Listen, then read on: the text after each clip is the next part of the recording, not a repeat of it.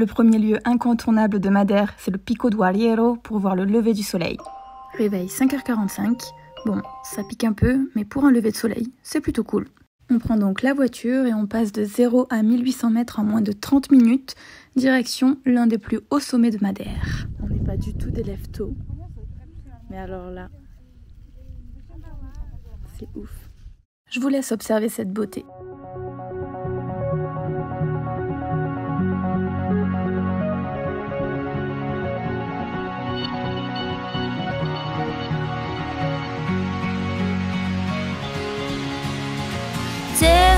Can you hear me now?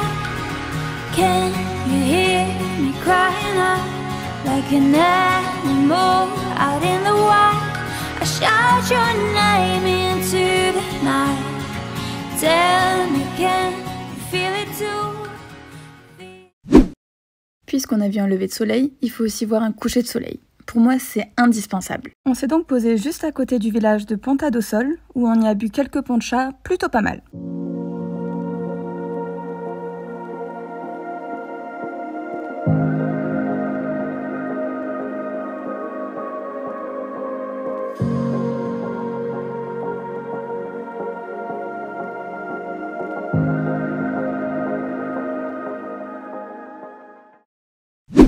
La randonnée des 25 fontaines est la plus connue de Madère, et elle en vaut vraiment le coup. La randonnée se fait le long d'une levada, comme vous pouvez le voir sur la gauche, qui est un canal d'irrigation. Il faut marcher une dizaine de kilomètres sur un sentier magnifique et majoritairement ombragé afin d'arriver à votre but.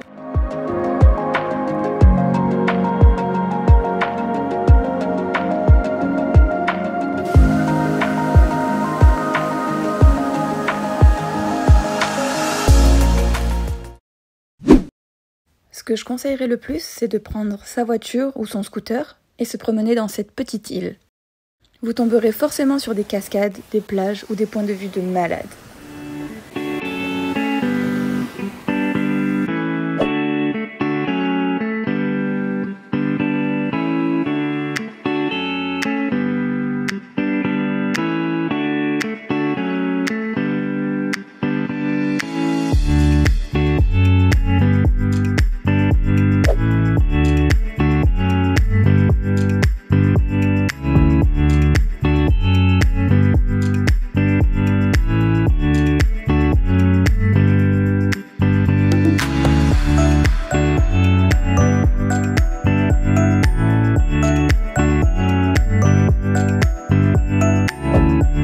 Vous vous trouvez donc à 580 mètres au-dessus de la mer sur cette plateforme en verre.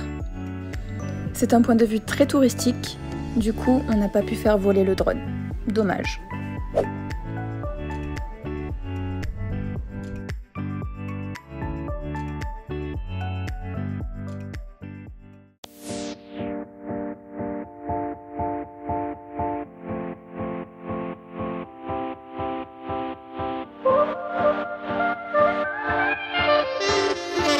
Se balader sans but précis permet de tomber involontairement sur ce genre de plage, où l'on est vraiment seul au monde.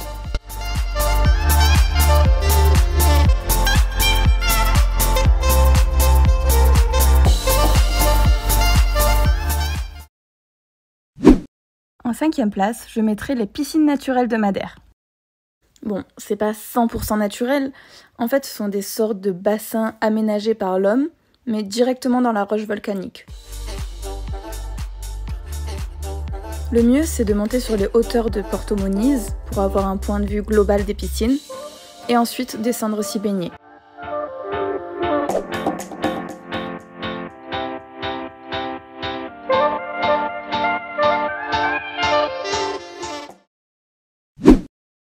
L'une des spécialités de Madère que j'ai adorée, c'est le poncha.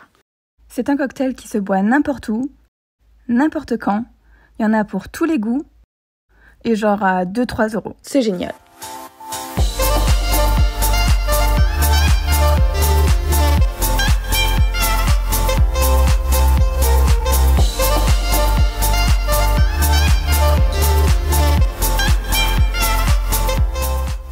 Une spécialité que j'ai moins aimée par contre, c'est le vin de Madère. Waouh, c'est vraiment spécial. En fait, on ne sait pas trop si on doit le boire en digestif, ou en vin de table.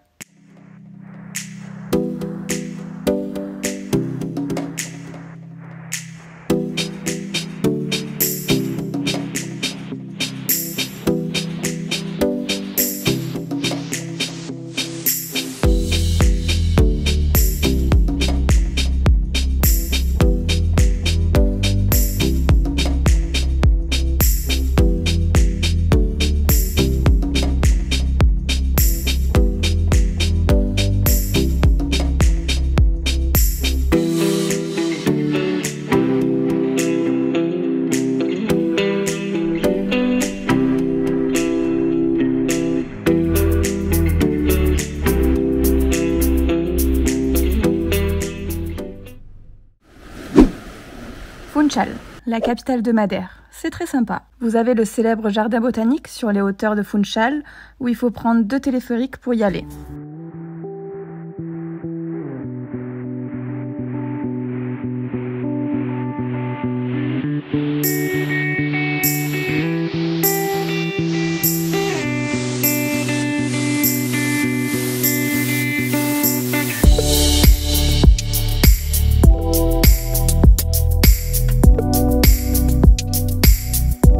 Pour redescendre, on a pris les luges en osier, qui était leur ancien moyen de transport pour rejoindre la ville.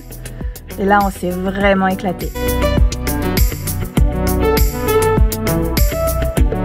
Dans le centre de Funchal, on y retrouve le marché, le Blandi's Wine, qu'on n'a pas eu le temps de faire, la rue Santa Maria et des restos sympas.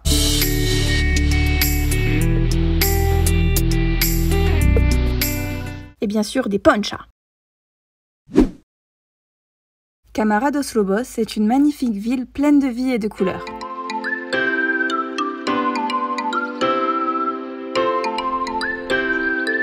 Elle est aussi connue pour être l'une des plus belles villes de l'île.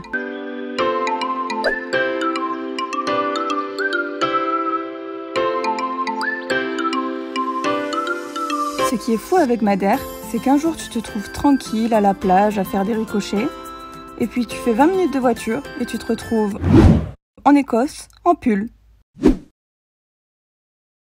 C'est ouf. Ah ouais. On était à la mer il y a 2 secondes. On se pèle le cul.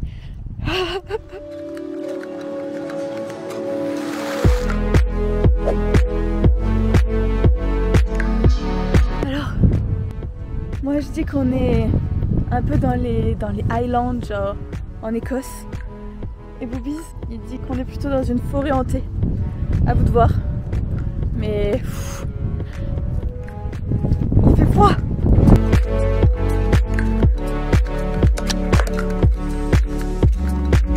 On est trempés. Les cheveux. Oh, putain.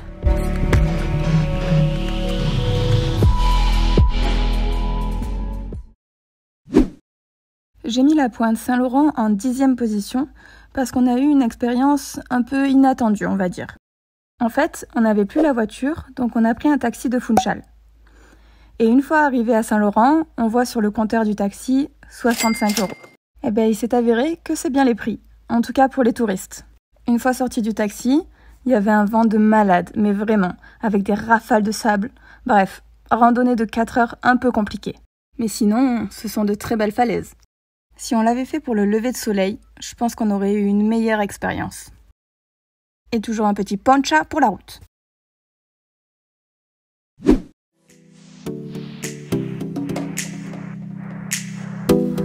Donc là, on est à Santana, le village de Santana, au nord de Madère.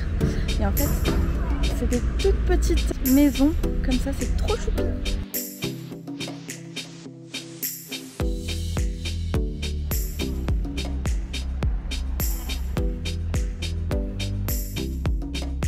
Et voilà, mon top 10 c'est terminé. Une chose est sûre, c'est que ces 10 lieux, enfin ces 11 du coup, ces 11 lieux étaient vraiment géniaux. Et moi c'est ce que je recommande à faire sur Madère. C'était ma première vidéo, donc j'espère qu'elle était sympa à regarder. Moi perso je me suis éclatée à la faire, donc je vous dis à bientôt.